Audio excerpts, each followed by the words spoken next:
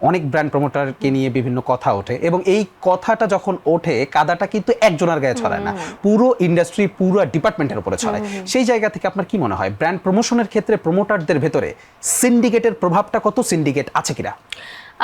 সিন্ডিকেটটা এক্ষেত্রে যে ধরেন আমরা এত বছর কাজ করার পর একটা রেমুনারেশন চার্জ করছি, আরেকজন বলছে যে আমি কম রেমুনারেশনে কাজ করে দিব, তখন ব্র্যান্ড তাকে হায়ার করছে। আবার দেখা যাচ্ছে অনেকে গ্রুপিং করে কাজ করছে যে অমুক কাজ করলে তমুক কাজ করবে না, বাট দিন শেষে আসলে এগুলো কোনো কিছু কাজ করে না। কেন? কারণ ব্র্যান্ড ওনার্সরা আসলে তাকেই নিতে চায় যাকে সে নিতে চায়, আসলেই চায়। তার মানে সিন্ডিকেট সামহাও এখানে আছে।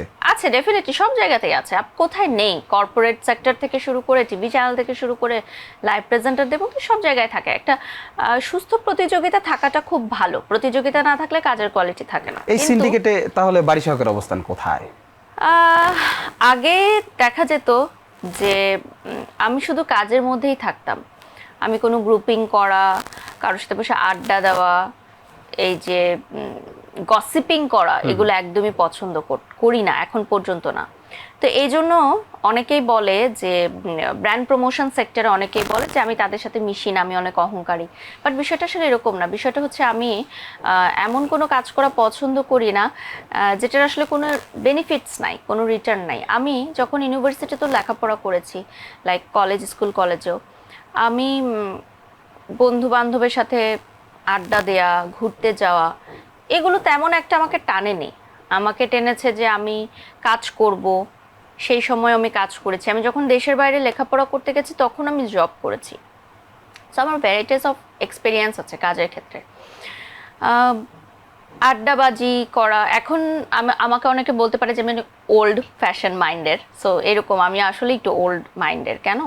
এখন দেখি যে ফ্রেন্ডসরা মিলে ঘুরতে চলে যায় ঢাকার বাইরে, বিদেশে সোলো ট্রিপে চলে যায়। তো আমি আসলে এরকম না। আমি খুবই কনজারভেটিভ মাইন্ডের, খুবই কনজারভেটিভ ফ্যামিলিরও, এবং আমার কাছে মনে হয় যে সবকিছুর একটা বাউন্ডারি থাকা উচিত। ছেলে মেয়ে সমান অধিকার এটা বললেই হয় না, সবকিছুর একটা বাউন্ডারি থাকা উচিত। বরঞ্চ আমাদের দেশের প্রেক্ষাপটে কিন্তু আসলে এটা অনেক বড় একটা বাইন্ডিং এর বিষয় আছে। দেশে ওয়ার্ল্ড ওয়াইড আমি মনে করি, দেখুন আমার মনে হয় যে আপনি যখন এই ইন্ডাস্ট্রিতে কাজ করতে এসেছেন, আমার মনে হয় না যে আপনার পরিবার এটা স্বাভাবিকভাবে নিয়েছে। আমি সাধারণভাবে দেখি বাংলাদেশে কিন্তু এটা অহরহ ঘটে চলেছে যে যখনই মেয়েরা মিডিয়া ইন্ডাস্ট্রিতে কাজ করতে আসে তখনই তাদের মাথায় একটু, কিন্তু আমাদের অভিভাবকদের মাথায় একটু অন্যরকম ইন্টেনশন কাজ করে। নতুন জায়গায় কাজ করতে যাচ্ছে, কোথায় যাচ্ছে কাজ করতে, এত ছেলেদের মাঝে কাজ করছে, রাত বিরাতে ঘরে ফিরছে, সমাজ কি বলবে, সবকিছু মিলিয়ে আসলে টেনশন থাকে। যেহেতু আমি এখন মেয়ের মা, তা আমি এখন বুঝি যে আসলে আমার বাবা মার কত টেনশন হয়ে